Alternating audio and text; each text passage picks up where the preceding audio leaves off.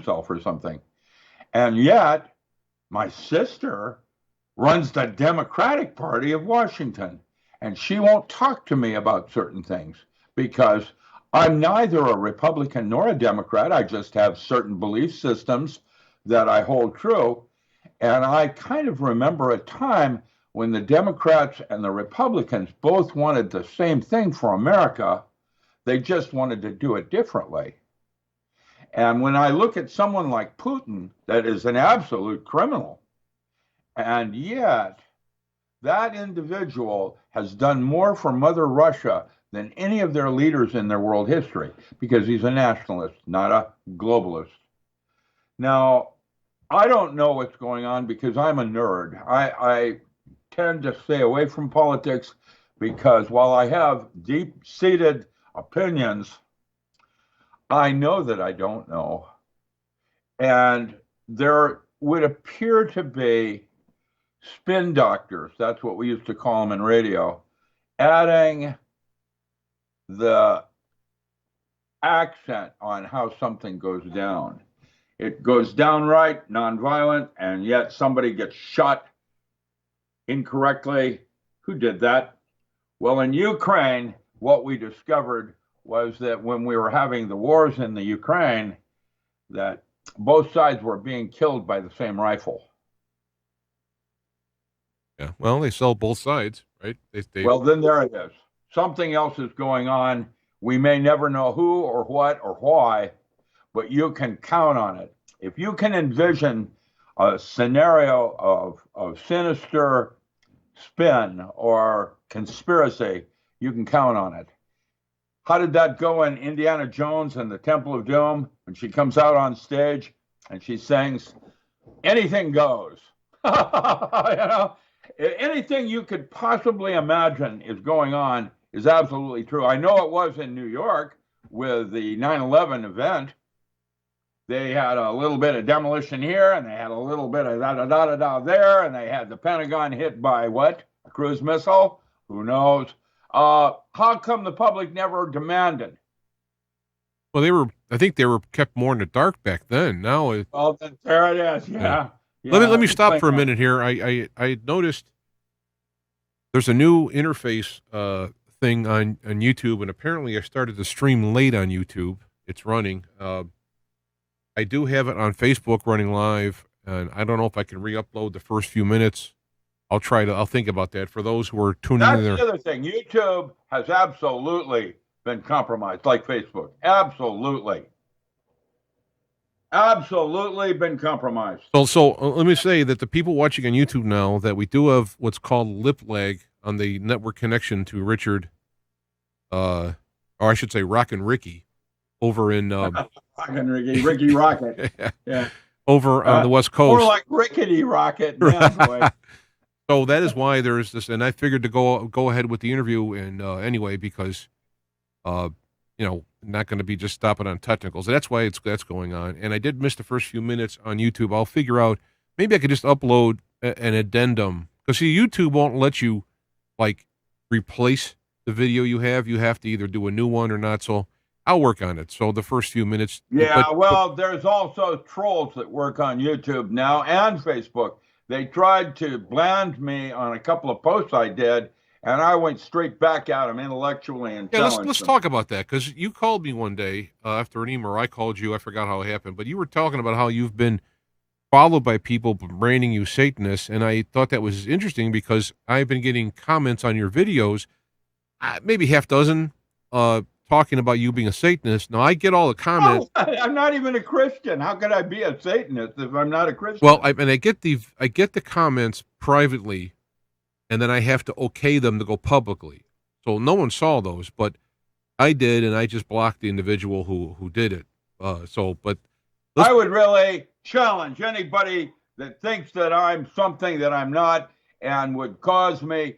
I'm going to say in psychology, they call that projection of the shadow. And the only way you can see something evil in somebody is if it already exists in you. And most people that would call someone a Satanist is in fact themselves. That's what they're doing. And page 2 on that. Most of those people aren't even real. what they are as swingers or wife-swapping groups that are trying to feel naughty. They don't even know what pantheism means or any of that kind of thing, where totemism and animism is involved, which, newsflash, is the American Indian. I taught shamanism at the University of Washington and at Evergreen as first faculty and had studied under Mircea Eliade. And most people do not have a clue what a shaman is or is not. Basically, there are 3 levels in that area, and I'm going to be quoting from John Curtis Gowan at Northridge, Nobel Prize winner, by the way, that he wrote a book called Trance, Art, and Creativity, where he talks about prototaxic, parataxic, and syntactic modes of consciousness. And basically, prototaxic modes are where a shaman can place his consciousness in the eye of an eagle and see what an eagle does when it's flying over. That's shamanism. That's prototaxic modes. Parataxic, a little higher level, is dream states, mythology, and when you're relating to metaphor or memes or what we call cybernetic anthropology.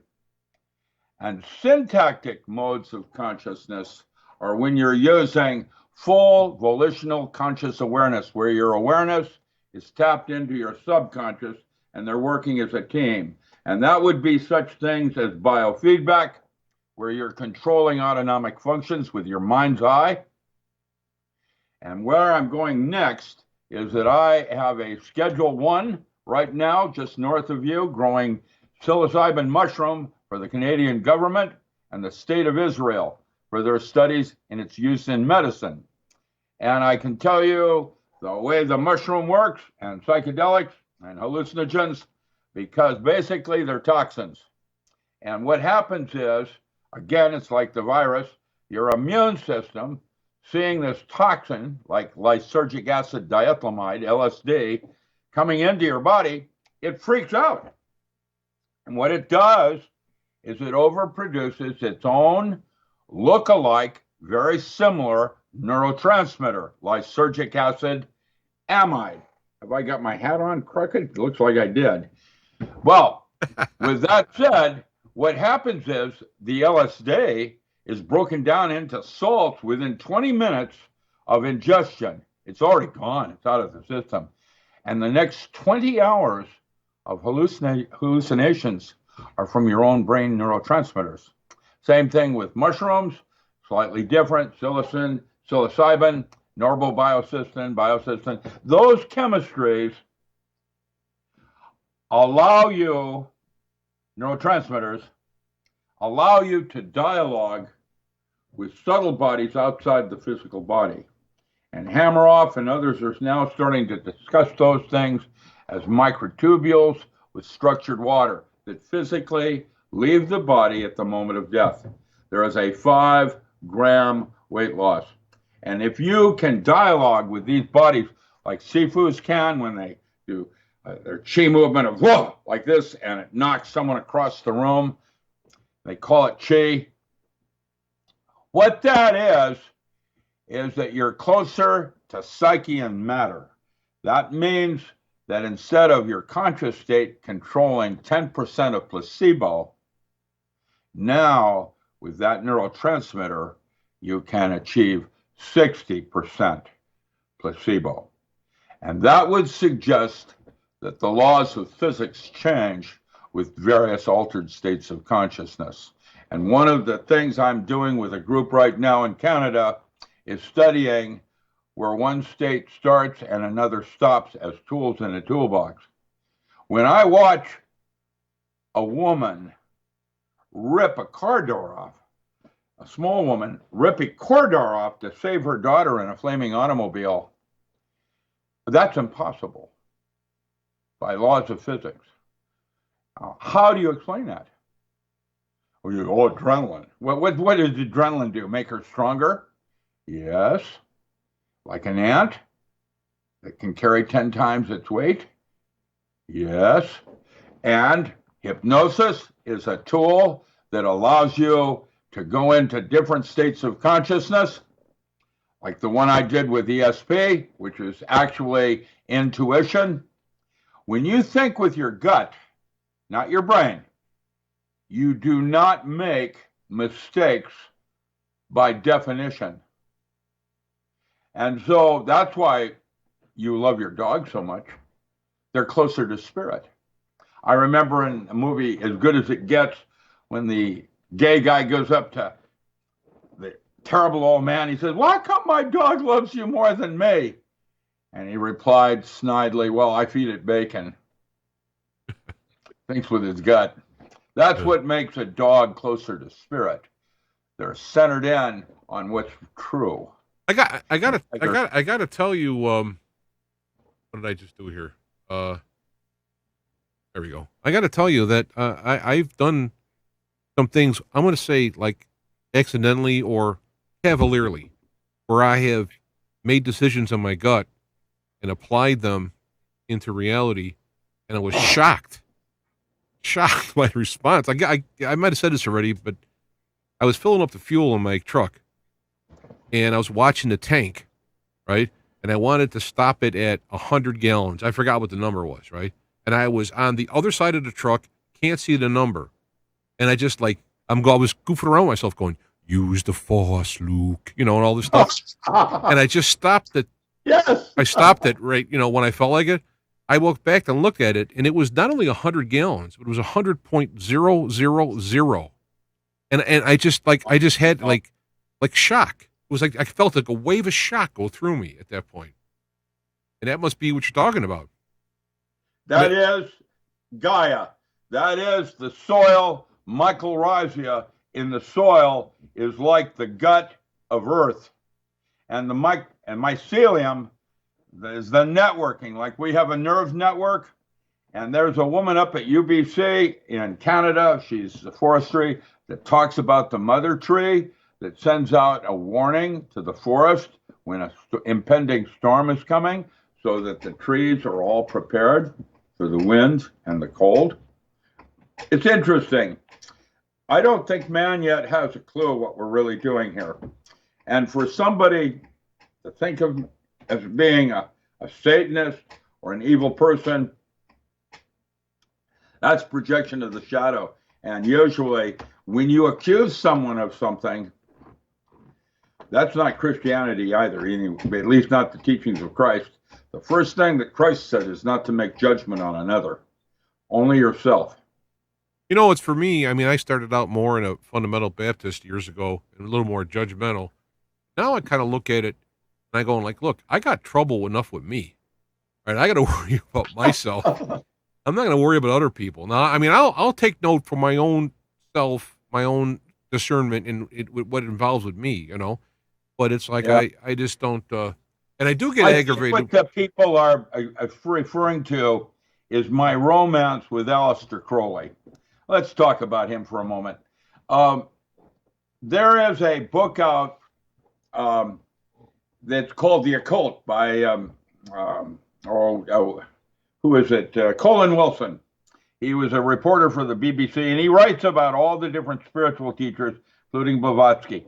I think it's chapter 5 that's called The Beast Himself, Crowley. Crowley was not a Satanist. What he was a magician, and we'll talk about magic in a minute, that tried to move Golden Dawn from 19th century into the 21st century.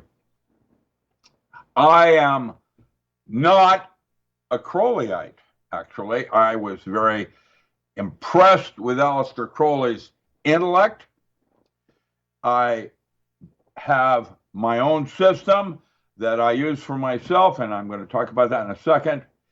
But when Grady McMurtry, who was caliphate for the OTO, died, they offered me the caliphate, and I turned it down. Why? I was not interested in ruling a magical order that basically was membered by a bunch of young kids trying to rationalize their excuse for taking drugs. Drugs are toxins that have chemistries very similar to neurotransmitters. They're different. And these are if you will, a way of looking at how God has developed a delivery system to communicate with him.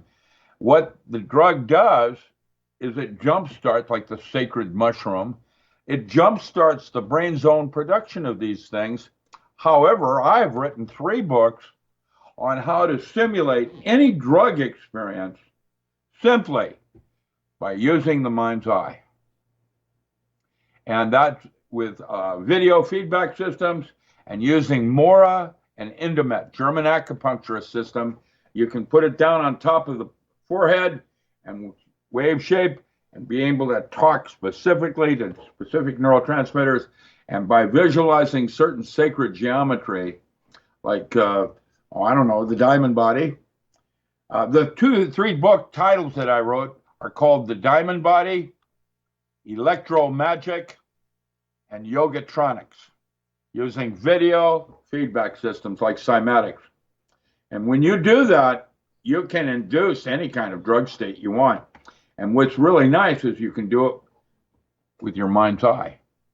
Because, in fact, what I now believe is any possible thing that you could envision God could do is only halfway to God. And that's what you are capable of in this lifetime alone if you are using your full potential. And that is only halfway to God, because God is not knowable. You can experience him like you can experience a fence. Because when you look at the fence, you're only seeing one side of it. You can't see the other side. You make an assumption. That's what physics does. The shortest distance between 2 points. That is the assumption that starts the process for things like definitions and why physics continually changes. It's funny. Go ahead. It's funny. I did a show just last week about not knowing God, meaning, you're not being able to know him. It's kind of funny. You just said all that. You can experience him. Yeah. Because, wow, that miracle, that kind of thing. But to understand what actually happened, to actually understand it, that's not possible by definition. Yeah, it's lunacy to think that you could understand infinite. And we're not the infinite. In fact, we're not even the dominant mammal on this planet. Isn't that interesting? I've seen orca who has a cerebral cortex that's literally twice the size of man. That's a higher brain function, firing 60% of it, not 10 like man does. They got a master computer going on, chasing dolphin. Oh, yeah. It's about food chain. Everybody's got to serve somebody. So, with all of that said, here we are facing a situation. And when they sent our children home 2 months before school let out, and there's a possibility now with the second wave of the virus hitting, the children not being allowed back into school when it opens in the fall, how exactly are these children going to evolve into being able to push you and me around in a wheelchair when our teeth fall out? And so I came up with a concept. What I'll do is start a metaphysical school for children, like Harry Potter. And yeah, that's a great idea. Only what happened next was I realized that my limitation, even when I was gifted, was that I knew what I couldn't do. And a child doesn't know that. A child's much brighter than I am. And so why would I want to teach a child what I think it needs to know when, in fact, the child already knows what it wants to know, and I should respond by simply becoming a facilitator? Now, how do you do that? I don't know. And so what I'm doing now is a work in progress. Like Simon says, you can go halfway to the door. I'm never, ever going to really figure out how to do this right. What I'm going to do is lay down the first footprint of how we might rethink this process. So instead of saying to the kid, well, I think you need to learn how to grow your own food. And I think you should do it this way over that way. Rather, what I would like to do is ask the child what it wants to learn. Now, on that note, we've talked on the phone a little bit, and I want to mention that, I had a friend of mine years ago who had a brilliant kid, right? And he was homeschooling him. This is back in the late 90s, right? Because he was going to get ruined in a public school. And he made up a program for him where he let him choose what he wanted to learn, which then, of course, would incorporate things like math and whatever within it. You want to learn to do this, then there would be a course built around that. So you'd have to learn the math, science, physics, English, whatever, all this stuff, logic stuff, to go along with that thing. Of course, it was before video games, which just turns, which turns everybody into mush. So, he loved it. And I said, boy, I wish I had that when I was in school, because I hated going to school and being taught things I didn't know, didn't want to know. My good friend Mike Mandeville, he is down in Tucson and runs the Edgar Cayce Foundation now. He's the inheritor of that. Mike was my roommate when I came out of grad school and my marriage had broken up. I was living with Mike as a roommate, and Mike did his doctoral thesis at the UW called the Experimental College. And that's where the military started funding me, is through the Experimental College of the Department of Paraphysics and Parapsychology, which is what I was teaching, like shamanism. And then when Dixie Lee Ray, who was head of the Atomic Energy Commission, retired, she became governor for the state of Washington. And the first thing she did was set up an experimental university, which, by the way, Mike's thesis became continuing education, on how other universities now offer courses unrelated to their curriculum that are taught at night for civilians wanting to go to school and learn basket weaving or whatever. But Dixie Lee Ray set up a university. I started it as a college called Evergreen out of Olympia. And I was first faculty in that. So I've got like maybe 50 years of teaching in experimental universities where, in fact, that is correct, the undergraduate gets to choose the curriculums, preparation, and backgrounds that it wants for where he wants to go in his studies. But what I want to do is something even different than that. And I can't even articulate it because it's a work in progress and I don't even have the words yet. But basically, the way I started course 1, which, by the way, is still open to everybody. If you want to take that, you will get your name in a children's book. I will result from that with special thanks, because originally I was going to do it as an 8-week live course, and every single week I had problems with everything, including YouTube. Yeah, YouTube was terrible. It was almost as if there was a group that was out intentionally trying to stop me. Even when we did class number 2, the backup that we did with a video camcorder was compromised. How does that work? Well, that's because I had barbarians inside my gates. And we have summarily started cleaning house. The first class is building a simple aquaculture system from scraps around the house and distinguishing the difference in advantages and disadvantages of growing hydroponics, aquaponics, and dirt. And the second part of that lesson was the NPK metaphor of nitrogen, potassium, and phosphorus, and how they're used as nutrients in a metaphysical situation, i.e., growing without dirt. I started when I came out of grad school in 1968. My first job was at Boeing, working with Lunar Base Alpha 1 under Art Pilgrim. I was growing marijuana in space, growing pot on the moon, is the way High Times did it when they did the big interview with Tom Lytle. I learned how to grow in a closed system where you didn't have any minerals or nutrient or anything. A closed system included chicken manure, rabbit manure, and worm casings. And if you have those three things, where you have chicken running across the grate, they're pooping down into a pool of chlorella with milkfish or tilapia eating that. That's the system we did in 1968. That's in deep space where it's a closed system.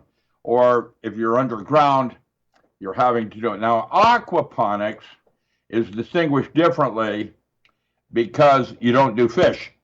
What you do is some kind of specialized soils that you make, and you feed it nutrient, and it's a closed system, and you start your plants, and you grow everything with lights. And the system I built as the lesson one is one I'm using right now in Arapahoe with 12 families running out of a missile silo going 60 feet down into the earth, and they feed over 3,000 people in a closed system. And what I'm doing now is the second class that was stopped summarily was called, What Do You Grow First? The Herbal Pharmacy. And where I talked about the 5 different kinds of medicine that are currently being practiced, including naturopathic schools and homeopathic and allotropic. Each one has different pharmacy, like ibogaine to stop all forms of addiction, or let's say basil, which is used in making pesto. So what I did is the assignment was that the children were to pick 10 crops and why. And where the magic occurred in that class was when one child picked the same herb for a different reason, and they started networking with each other. And let me tell you what I started to learn. That's why the children need to be telling us what they want to know. What we know is what we can't do. A child doesn't know he can't do something like that, and that is where evolution in empowerment. I watched these kids, small children, growing wildflowers. They were beautiful wildflowers, different colors and all of that. And the kids were loving it because it was food to feed the homeless, and they couldn't feed themselves. And then there was this guy down in LA called Gangsta Urban Farming. He was on this little curb, traffic going in every different direction, and he was trying to make a living hawking, windshield wiper, cleaning your windshields, that kind of thing. And he started growing food right there on that little island. And the city of LA approved it. And that man started a program growing food in sidewalks as people driving through. And where Chattanooga changed things was that most all of us today eat less than 3% of the food we grew ourselves. And everything else is imported from Mars and other kinds of weird places I can't even pronounce. Well, it's a little hard to do all of that when you're living in a city of like 7 million people stacked up on top of it. Not at all. They're doing it in LA. It's called Gangsta Urban Farming. And New Jersey, every single skyscraper at the very top of the skyscraper, every single one right now across the river from New York has a set of gardens and greenhouses that feed the cafeteria 6 floors down. No, I understand you can do that. It would, but it's a change in thought processes. We need to decentralize our systems, because if you think the virus and its lockdown was bad, what do you think is going to happen to Chicago when Mississippi floods and Yellowstone goes off and breaks the United States into 2 pieces? Oh, did I mention? Well, I think so hydroponics will reactors stop on that New Madrid fault line, and they're all leaking. Did I mention any of that? Yeah, that's a problem. We have technologies now that are not suitable for the changes that are about to happen to civilization. And everything happens for a reason. everything. Yeah, I would imagine what's going to happen is from the ashes, these things will come forth, because to be able to do that now doesn't seem, the motivation isn't there.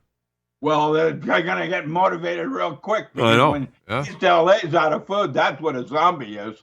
Let me tell you that. And you're going to see it more and more, not less and less. And as this comes, there's going to want to be, I'm challenged the children taking this first course that before the end of winter, they are going to be able to produce 40% of the food they're eating, like Chattanooga does now. Every single restaurant on the Chattanooga River now has a greenhouse feeding its cafeteria. Further, the center of town, which was a center of business, has all been cleaned out and become a farmer's market where all the local growers come in every morning to sell their crops, and they have a stock exchange on surplus food for that week for canning and other kinds of cottage industry development. Now, you tell me what's wrong with that item. And when I tell you that this university for children is working online, where children network with themselves in a blog, watch what happens next to educational reform, which was absolutely needed. Well, if you want to take a second here, I have some questions that they're not in left field, they're, I don't know, in another state. I'm just going to read them as best I can. Yeah, let's go for it. I like that. I feel like semi-dyslexic, some of the names I don't, so I'm just going to read them here. This is from Mark. A strange question. In the book Sacred Magic of Abramelin, the Mage, yes, what does the final third mean, as it's nothing but a list of names or a family tree?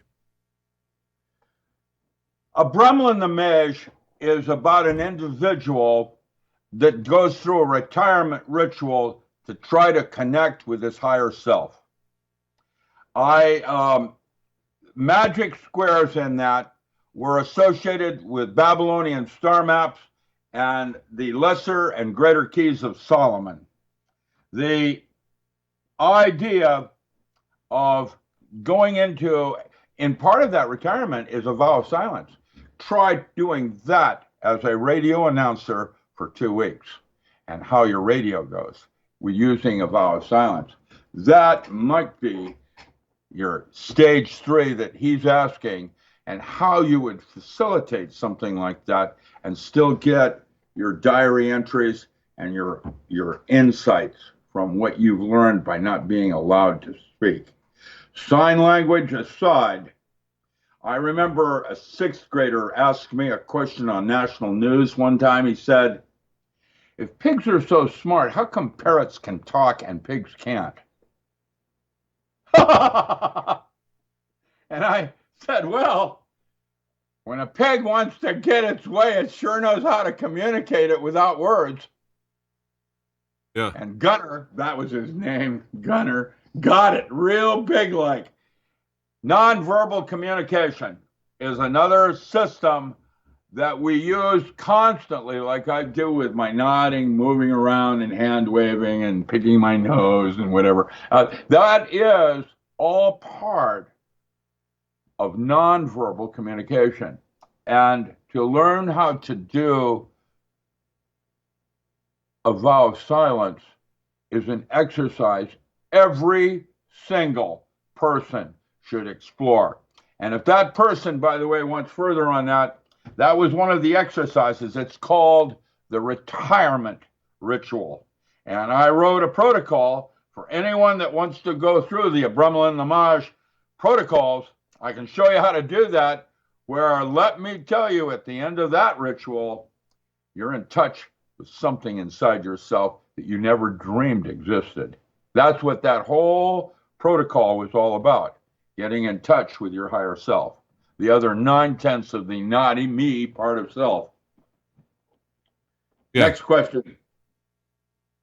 I'm going to try and read this. I hope that worked on that guy. Tell Dr. Miller, COVID-19 made in China but tweaked by non-human entities from the 2D, think Hatman, to doused the sigil of the virus. Sigil of the virus, yeah, sigil. It's sigil. Sigil is a geometric form. I'll talk about that in a minute. Yeah. All right, there's more. FB signals ET trying to contact us. Eric P. Dollard got the tech. All right. A sigil came out of Babylonian star maps for the demons' names. When you had a lemegeton of 72 fallen angels, actually, I taught this at Georgetown as a graduate level course in demonology. Demons in psychology are called projections of the shadow. It's like, as a metaphor now, when you're in the sunlight, you're a three-dimensional being that has a two-dimensional shadow that you cast on the ground that's also part of you. And the demons, according to Solomon, were qualities in man deemed unworthy, like jealousy, rage, anger, and so on. And when Faust developed that ritual with Mephistopheles, remember, he drew a circle around himself and he said, everything inside this circle is me, and everything outside that circle is not me. And he had a special smaller circle where the demon was supposedly also contained. Now, a container is like Bruce Lee that talks about water being formless and infinite. But when you containerize it, you put it in a glass. Now you can do things like drink it.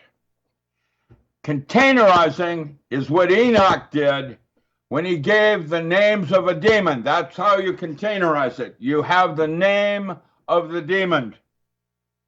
If you had the name of the demon, you had control of the demon. That's what this is metaphor. Right. That's what means that if you know this is anger, it's not jealousy, it's anger.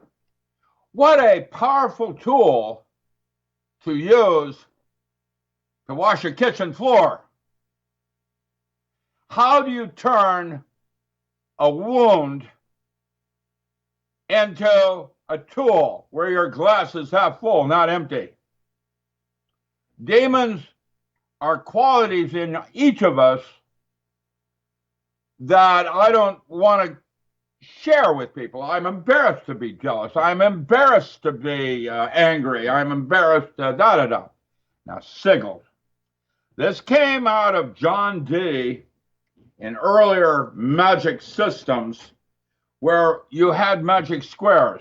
A square, they might have 5 letters by 5 numbers, 5 numbers going this way and 5 numbers going that way.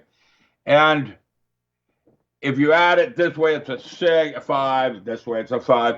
If it was Saturn, you had 7 numbers, and you had Uranus 8, whatever.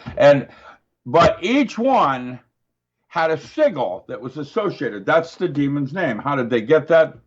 Well, let's say we had Ashtaroth, Astroe,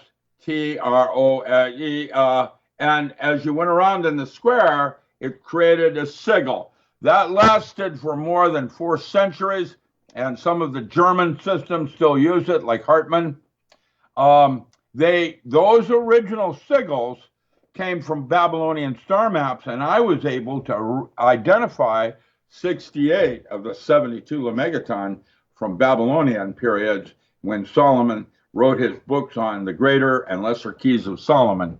In fact, to my knowledge, that may be the only real book that has ever been written on magic. The greater keys was talking with angels, and the lesser keys were talking with demons, lesser and greater entities. And when you talk about a lesser entity trying to communicate with you, a good metaphor is to say, well, the angry part of me inside me is trying to say something. I'm not, okay, what anger is as emotion is telling you when things are not going the way you want them. Now, is that a good thing or a bad thing to know? And the correct answer is yes, because it comes from the upper brain, not the lower brain, which is your gut. When you come from the gut instinct, that's where all truths lie. And so I guess what I'm going to try to say to this person, and he will understand this even though you may not, all roads lead to Rome, but you need a North Star to know which direction you're going. And that's why Dion Fortune did white light, wrapped herself in white light. Walt Disney drew a magic circle around himself, with Mickey Mouse, Donald Duck, whatever. Goofy. Everybody has a different way to do it because we're all going to the same place. And that is why we became God's favored, because it's choice. And what that offers is the diversity in man. It's not about religion. Religion and science are kind of like not functioning right. That's why you have two brains, to measure the one from the other and finding Malcolm or whatever you want to call it in the middle. It's a balancing act, and what makes us in the physical world uniquely different from one another. Our wounds. All right, I got the whole thing with the sigil. So going back to his question, he's asserting then that the virus is created by finding out the name or sigil of the virus and brings it into reality. I'm trying to see how that ties in. It doesn't bring it into reality. It brings it into consciousness. And consciousness, newsflash, is a dream state. There are states of awareness, like lucid dreaming, that actually have more content to reality than consciousness does. That's why you use altered states of consciousness as tools in a toolbox, not something to be feared, but something that gives you access. All right, so this just popped in my head. So going with your gut theory is, so how does AI fit into this? Is AI some type of artificial demon? Intelligence? I'm talking about the quantum computer type, the big shot stuff, and the singularity with Kurzweil and all of that. Yeah, if time isn't real, and sand has been here before, during, and after man, then it is a type of awareness that supersedes that of man, except what makes man uniquely different is the distinction of going from intent, where you're coming from a place of wounding, from a place of purpose. And if you're coming from a place of purpose, this is where Aleister Crowley says, none shall say nay. Why? Because you're not in disharmony with anything. And that means you can't write an algorithm where the AI can see you. And that's the glory and possibilities of where man can have his own place in the food chain rather than having to be absorbed by something greater, like the Borg, as a metaphor. And that's why Star Trek always overcomes the Borg, not because it's Hollywood, and she would if she could, but because you were God's favored. You have your own place in this universe, just like that, nematode in the scheme of Michael Razia. Well, so food chain, you're one step in it. What I'm thinking about is looking at the so-called latter days being full of these events, and if viruses can be conjured, if I can use the word, maybe that's what pharmakeia is doing, or conjuring viruses. What they're doing in laboratories. It's all in metaphor. You think science is real? It doesn't have any answers any more than anything else does. Like religion. Religion is for fellowship. Basically, your belief systems are arbitrary, And you choose a religion to reinforce those belief systems with being around people with common and similar values. And Well, if you had been born in Iraq, you wouldn't be a Christian. I mean, it sounds to me that if a vaccine now is going to be a legal form of a virus, is what they're going for, rather than having you catch the virus. It's like a thought form. Thoughts can kill or tickle or amuse, just like viruses as a thought form. When you conceive of it and how it works with DNA, the detail of how you go down into the hologram and information determines how strong a weapon it is.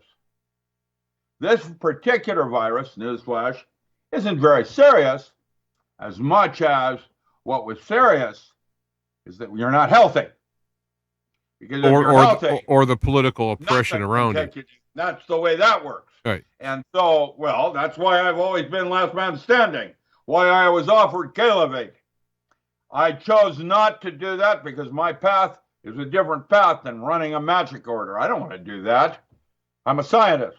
So what I'm logically or whatever spiritually gutly working through is that at first the viruses had to be caught, and a percentage of people got them, and whatever they do to the RNA, the DNA via an RNA virus.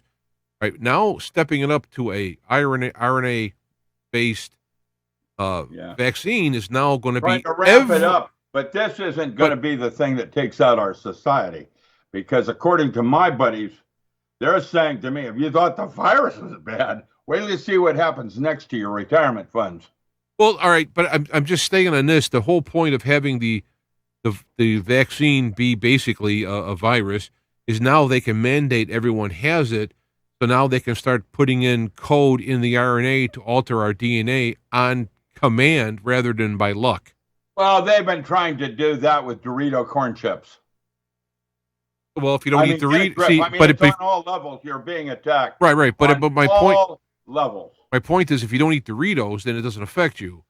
So by putting in but your neighbor didn't get off the couch to save you when you asked them to call you for the police. What I'm trying to say is, in a healthy society, it will be your neighbor that saves your life. As a metaphor, I'm speaking on all levels now. For when we have lockdown and you think the virus was bad, wait till you see what is about to happen next. And it's all going to go down because it was Joseph Campbell that said, quote, when you see the kingdom of the Father on earth, the apocalypse has already occurred. It is perpetual in its potential. Now I ask you, is your glass half empty or half full? And I give you the first basic theorem. Man has a responsibility for the thoughts he chooses to entertain. There it is. Eat that. It's empty. Once you take over, there it is.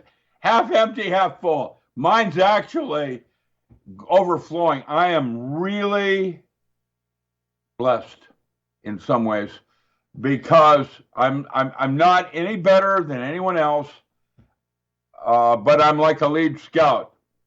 And because of that, I see things some people don't yet. But everybody will say it, and none of us, including me, get out of here until everybody steps up and gets off the couch and does what they're supposed to be doing. That has been and always will be every single living soul. And guess what? There's a whole bunch of interfacing with they live type entities. They're not human. I have no idea. Basically, a human being, according to Christian alchemy, is a stag and a unicorn in a forest. Soul and spirit within matter. And in the Christian form, which has eliminated basically mother, they have the Trinity, the Father and the Son meeting at the Mount. And that's all outlined in The Modern Alchemist, which is a Christian-oriented form of alchemy based on 14th century. And it's all in metaphor, and each of us is different in what we have for truths and assumed truths. And those are arbitrary, like belief systems. And if that's true, then what I would best be described as is a man on fire. I am inflamed because I'm moving closer to purpose than I am intent. I'm becoming more in harmony with why I chose to be here in the first place. All right, I want to tell you, we got about 10 minutes here. So I actually have another show to do after this. It just so happened to work that way. So it's going to be audio only. Like what it's going on. This is what I write about, and this is what you and I like to talk about. Yeah, it was good. I liked hearing about that whole deal about the sigil or whatever it was. Oh, the sigils. Yeah, those are geometries. That's in the greater lesser keys of Solomon. Currently, from the Golden Dawn translation of it, all your grimoires through history, the Armadale. But see, the metaphoric aspects or the analogs of it, like if you name the demon, you have control over it. So if you take that phrase and you say, confess your sins, you're naming your demon sins. You can have control over it. Now you're getting the full Monty of it. That is exactly correct as a metaphor. Limited because it only holds the water in a glass. It doesn't hold it in a pitcher. It doesn't use it to structure water, blah, blah, blah. But it's containerized it. And how you containerize it is arbitrary, and why during that one period there were 72 different qualities in men deemed unworthy. How accurate would one have to be in naming this? If you want to say you want to lose weight, you have to name the actual reason why the weight is being gained, or can you just use? Yeah, I did. I called it sugar. That's my point. Is I'm trying to figure out whatever people are looking at in their life. Man, cane sugar. Oh, listen, and then it got sideways with aspartame. Worse, it forms formaldehyde in the gut. Listen, the whole concept of I'll have another, please, bartender, garçon. Ears are optional. I think that we need to be less gluttonous. That's a good demon, gluttony. Yeah. Sloth. Those are demon names, different than named by the Bible. But then the Bible was written when? And the names were different. And when you go from Hebrew, Old Hebrew, and Greek into English, sometimes things like charity do not at all have to do love. And love, there are three forms of love out of Greek. There was eros, philo, and agape. And then Crowley came in with philema, the love of will, why you're here, the purpose that you're here. I would say there is another one, but we'll leave that for another interview. Okay. No, I mean this is why I like talking with you, because as we're talking about stuff, all of a sudden, and I'm sure it's just the same for people listening, and it would be different parts of our conversation, but all of a sudden there's a thing that leaps out in 3D in front of me. Nothing to do with me. It's you doing it for yourself, and it's a wonderful thing to embrace. Oh, no, I should have done that. You can't hear me now, can you? You didn't get that one? No, I heard you. It changed my audio for some reason. Oh, it's still working. I love magic questions. Go ahead. Try to see how deep I am. I have more grasp of what magic is and is not because I'm the physicist that did not blow himself up. So what would stop somebody, whether it be, sugar or alcohol, what would stop somebody? Why would they fail in trying to name and contain that demon? Because it tastes so good, and who cares, and I'll do it tomorrow. Okay. Manana. Okay. So lost would be to put it down.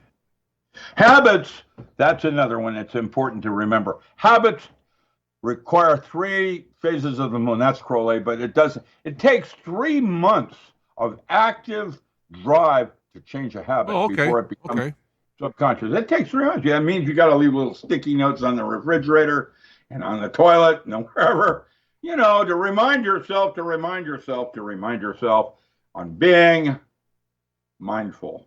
That's why all the saints in history have stressed the importance of training the mind. Meditation. Man has a responsibility for the thoughts he chooses to entertain. I'm looking here for any question here in the last minute. Go ahead, take another question. I dare you. Double dare you. Triple. I'm just writing down sugar. There's a delay here too. Sugar is a gateway drug. Well, yeah, it's anything that has a dipole moment. It's a gateway drug. I believe that next century will show you a series of Mendeleev charts in the way molecules open and close different gates, like structured water. Which, by the way, structured water is H3O2. It's hydrogen peroxide with a third water molecule. I actually did my I worked. Jerry Pollack was my lead in 1970 when I started working in anesthesiology, and then started the experimental college where I did all my paranormal studies for the military. And at the UW, anesthesiology was on 2 floors. There's the boys from Brazil down on 4th floor. That was me. And then there was 12th floor where the angels hang out, where the anesthesiologists, high end of medicine hung out. 4th floor had security, top secret, vault permits, that kind of thing. Jerry was my lead, but I had some really strange customers around me, man. Delgado, the guy from Yale, was doing chip implants in the lab next to me with rhesus monkeys. And over here, Dr. Moore was doing ketamine, telepathine, and BZ gas studies. Imagine that one. And you don't even want to know what I was doing, man. Isn't that cool? My new website. Yeah, I'm looking at ACU. What does that stand for? Albert Schweitzer University for children. Building an aquaculture system. And we're open for business, and there will be 8 courses, and you'll get for $65 registration, you'll get access to the metaphysical library. Wait till you see what that's about. And 8 weeks of detailed resources for how to grow your own food at home, built by children that are 6 to 12 years old. Rex Bear, I think, may be driving in with a couple of others to have their kids actually rebuild the aquaculture system for winter. And this metaphysical library that I have is the one they used in Doctor Strange. When I taught metaphysics at Harvard 30 years ago, I always supplied the original text I took my lessons from, so you could go into my resources and say what you differed from my interpretation, because I am not supposed to be so much a teacher as to show you what I know and have you then take my information and go somewhere further with it. You know what that picture reminds me of here, if you're looking at it? Kind of a younger Thufir Howard from the Dune series. In the movie Dune with, I think it was named now, the director. But here you are standing there with your... Oh, yeah, that robe, by the way, was the one that Samuel McGregor Mathers wore. I sold that robe. I am selling off old magical appurtenances because I don't need them anymore. Those are 19th century. That robe was the one that was used by Samuel McGregor Mathers himself. Notice the old stitching and everything on that thing. It was very cool. I have a bunch of stuff. I have a wand that was Captain Fuller's. I have scrying mirrors, Hungarian scrying mirrors, other things like that. Well, it's Richard Allen Miller.com is this website. There is links to others. If you look at the bottom of the scrolling that you're seeing, you will see that there is all kinds of other ways to get in touch with Richard Allen Miller, both personally and businessly. Is that a word? Businessly? Personally and businessly. I smell bad. People drive out to visit me. I had Max Rempel drive all the way from Moscow. He's working now in San Diego, and he drove up here because his teacher, Garyev, out of Moscow, was quoting my material when he got nominated for a Nobel Prize. He didn't get the prize, so I didn't get it because I'd get a writer. But now Max drove all the way up to do writing his own papers on the DNA as a human genome and as a biocavity resonant oscillator. All right, well, and yeah, I have to go. I have to go. There's two. If you can give 2 rapid fire questions, and then we'll call it a night. If he had to choose, which type of math would he measure the shape of the Earth with? There you go. Right now, the math of choice is Kaufman and knot theory, which takes strings and ties them into knots as plasmas, and you pull on them to create the different kinds of universes. And that's Kaufman and mathematics. It's a type of fractal math like Mandelbrot, Julia, and May. But knot theory is the new direction in math for universes, universals, right. Doing multiverse. Last question. Does man need meat to survive? No, I need meat because I enjoy it, but I usually go something lower on the food chain like fish. I don't hunt anymore unless I had to do it for survival. Meat is harder to digest as you get older. The problem is I'm O negative, which means that my blood type does not produce certain enzymes, and I don't do as well, and I'm not as healthy as when I eat once a week. I eat something with protein in it. I found out there are herbs like beans and rice that have protein, but the kinds I need, I don't have the enzymes to break them down, so I eat meat a little bit. I always thought I was but when I was in the hospital, I found out that I'm actually B positive. So I don't really know what that means. Oh, you're a newer blood type. You can survive on beans and rice, just like Mexico. Good, because that's kind of what I do. All right, Richard, Rich, I have to go, and I appreciate the time. We'll do it again, of course. Enjoy you too.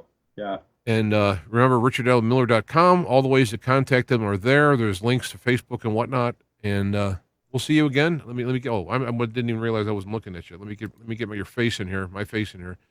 It's been always a pleasure talking with you. It's always fun, and be prepared for a little wild phone call.